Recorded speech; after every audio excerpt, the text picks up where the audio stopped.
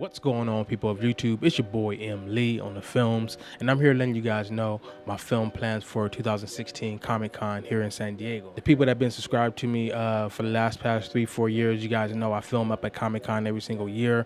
I film multiple videos. I film a cosplay video, which is the main video I'll be looking forward to filming, and the first one I did, which was real good quality, was I think 2013 Comic-Con, and did a pretty good job. Filmed it with the Canon T3i, and I filmed it at I think I filmed it at 720p at 60 frames per second, so I can get that because that camera don't support 1080p 60 frames per second, only 720p.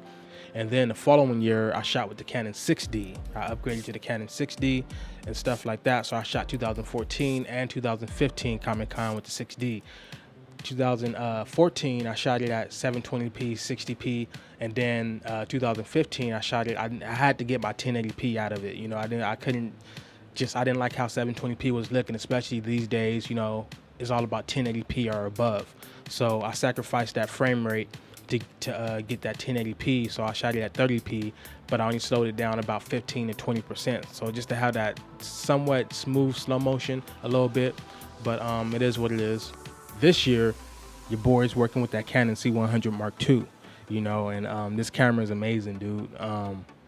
1080p, 60 frames per second, slow motion on this bad boy is amazing. Then the optics on here is just, man, the sensor and everything is just, it creates an incredible image. Now I'm filming at Comic-Con with yet a better camera.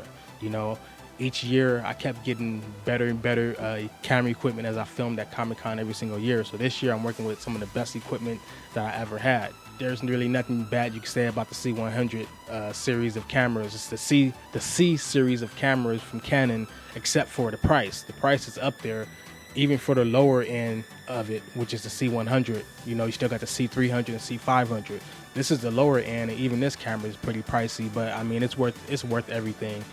From the top handle to the sound quality to the side handle to the different button configurations, the menu options.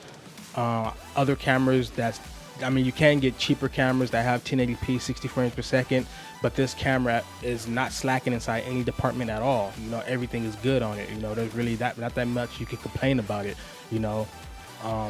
except for the price. Like I said, I was hoping to get some Ace parking for Comic-Con. For some reason I couldn't get through the main page to buy parking close to the convention center, because I really want to get a crane shot. I haven't got a crane shot inside none of my Comic-Con videos, because that's a lot of equipment for me to carry. Got to carry the camera plus extra batteries and stuff like that, the tripod bag, the camera crane bag, which is about 4.5 feet long, and it weighs about 50 pounds because I have the other weights, the counterbalance weights with it as well. And then since the Canon C100 is heavier, way heavier than the DSLR, I got to add a few extra pounds of weight, inside the bag to bring with me so I can counterbalance the C100.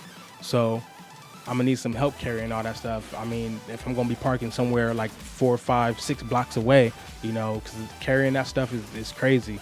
And then I got set up and everything, and I want to get a shot that starts kind of low, and it comes up real slow, in slow motion, everybody walking past and stuff like that. It'd be hundreds of people walking past, crossing to the convention center and crossing back and forth.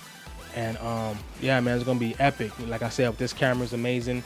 Autofocus on this bad boy, it works. It does a good job at autofocus. As a professional, you don't want to rely on autofocus all the time, because you want to be able to focus on what you want to focus on, and then creatively you want to be able to put certain things out of focus and focus it back into focus, or focus on the foreground, and then to the background or the midground or whatever, or start with the background then focus on the foreground.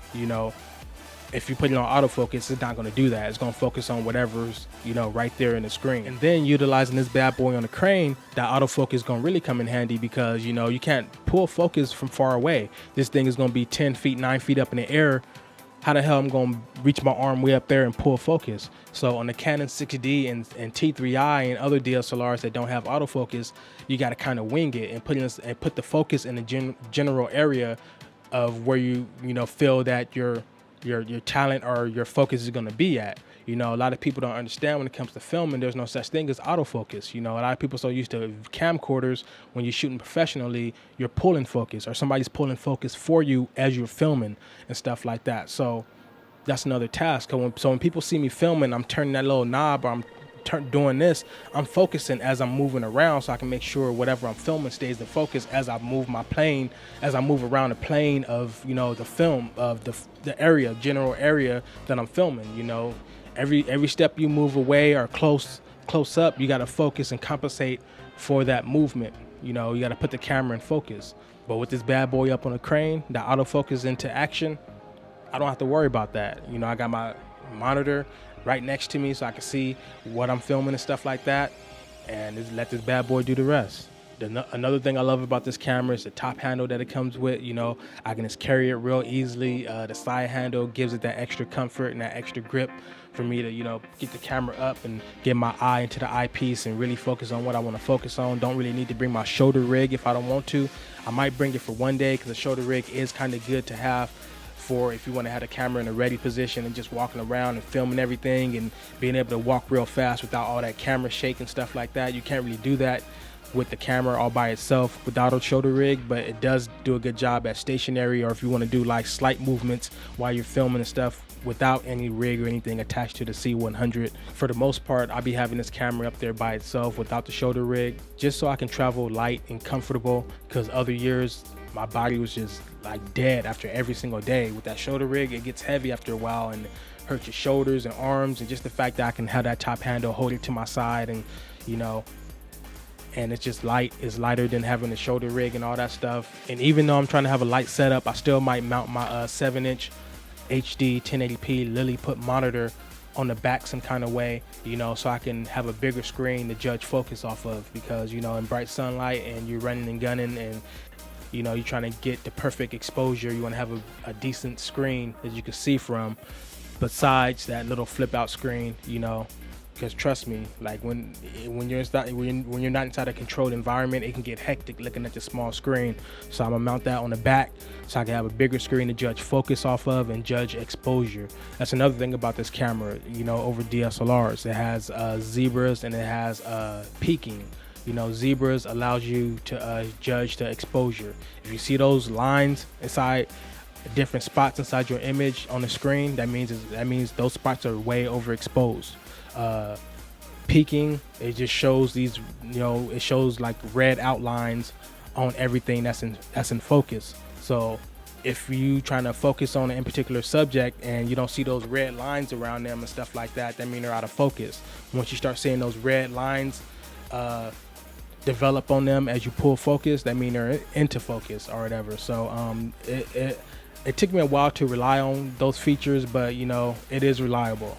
You know, where those features really shine is in bright sunlight. You know, it's really hard to judge focus and judge exposure inside bright sunlight when the sun is shining on your face, and you're also trying to look at the LCD screen, which sometimes may not be bright enough given the fact that the sun is beaming down as well, and you're trying to, you know, you're inside an uncontrolled environment, people everywhere, you're trying to, you know, set up and get the right shot. It's a lot of things to compensate and think about all at once. But if you let the camera do a little bit of that work for you, then, you know, it makes your filming much easier. So that's gonna pretty much wrap it up for my film vlog, talking about my film plans for Comic-Con 2016. You will see me up there. I'll be everywhere up at Comic-Con. Shout out to everybody up there that be seeing me every single year and stuff, that be hopping on camera, dressed up, cosplaying and stuff like that. If you wanna hop up on camera, look for me. I have this shirt on, you know, you can't miss it, Emily Films and stuff like that. I might even have some film crew. I'm also staff up at Comic-Con. It's gonna be my 5th year working at staff, I believe, 5th or 4th year working at staff, which is amazing. You know, I get into Comic-Con free every year with that, you know, but it's a responsibility. You do gotta help out. I'll be working behind the customer service desk in front of Ballroom 20 for an hour every single day and stuff like that. So some people will be knowing that, they be coming to say hi and stuff. So and then the masquerade, which takes place on Saturday. If you don't know what that is, it's a costume contest where people win like a lot of money, but people be putting in a lot of work, man. Like last year, normally I work right in front of the stage as a catcher. Just in case somebody fall off the stage, I'm there to catch them. But last year I worked backstage because they really needed some muscle back there to help with these props. These people had big ass Iron Man or War Machine from Iron Man props and stuff like that, where this dude actually got inside of it, or was it a transformer? It was something made out of metal. I think no, it was a transformer.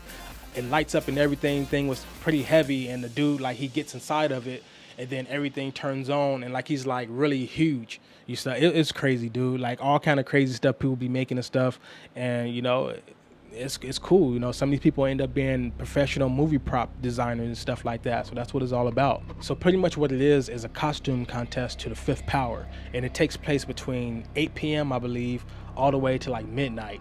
So, and then after that they have a little after party that be happening, outside and stuff like that. So yeah, man, I'll be up there all Saturday. So if you be up at Comic-Con, you most definitely will be seeing me. I'll be everywhere, walking around everywhere, inside and outside, especially the outside.